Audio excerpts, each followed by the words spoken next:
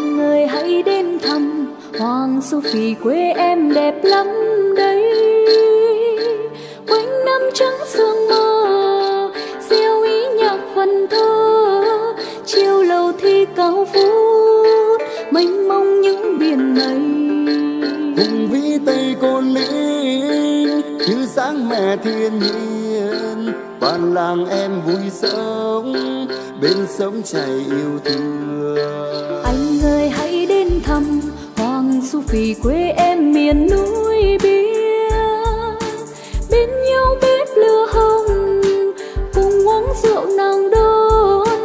Khi hè sang sẽ ngắm mùa nước đổ trên cao, mùi hương chè sam tuyết, hương thơm mát dịu êm, như tình em trong đó cô gái tẩy mộng dao. Mùa xuân về trên khắp quê hương, cây xanh tươi ra lá trổ bông, rừng hoa đào đua nhau khoe sắc, bao trẻ thơ hát ca đùa vui. Mùa lúa về trên những non cao, bao nông dân vui sướng được mùa, bậc thang vàng quê hương em đó như bức tranh tô vẽ tuyệt vời.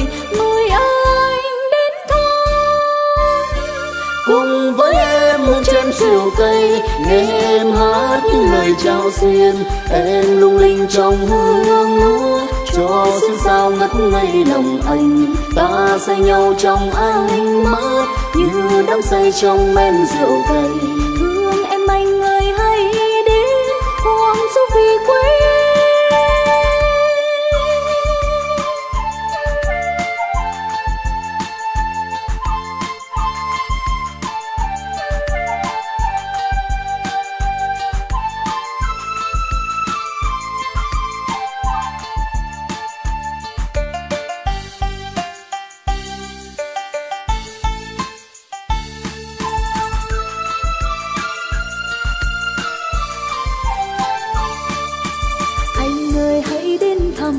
Hoàng Su Phì quê em miền núi biếc, bên nhau bếp lửa hồng cùng uống rượu nàng đôn. Khi hè sang sẽ ngắm mùa nước đổ trên cao, mùi hương chè sang tuyết, hương thơm mát dịu êm, như tình em trong đó cô gái tẩy mộng dao.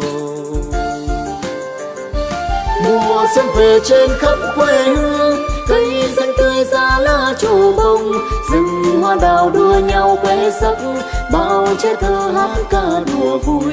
Mùa lúa về trên những non cao, bao nông dân vui sướng được mùa, bậc thang vàng quê hương em đó như bức tranh tô vẽ tuyệt vời. mời anh đến thăm cùng với em một chân siêu cây, nghe em hát những lời chào xiên, em lung linh trong hương lúa, cho xuyên sao ngất ngây lòng anh. Ta say nhau trong ánh mắt như đắm say trong men rượu cay. thương em anh ơi hãy đến Hoàng Su Phì quê em. mời anh đến thăm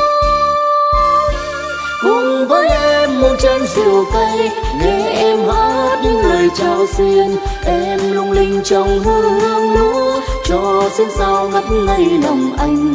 Ta say nhau trong ánh mắt như đắm say trong men rượu cay. Thương em anh ơi hãy đến Hoàng Su Phì.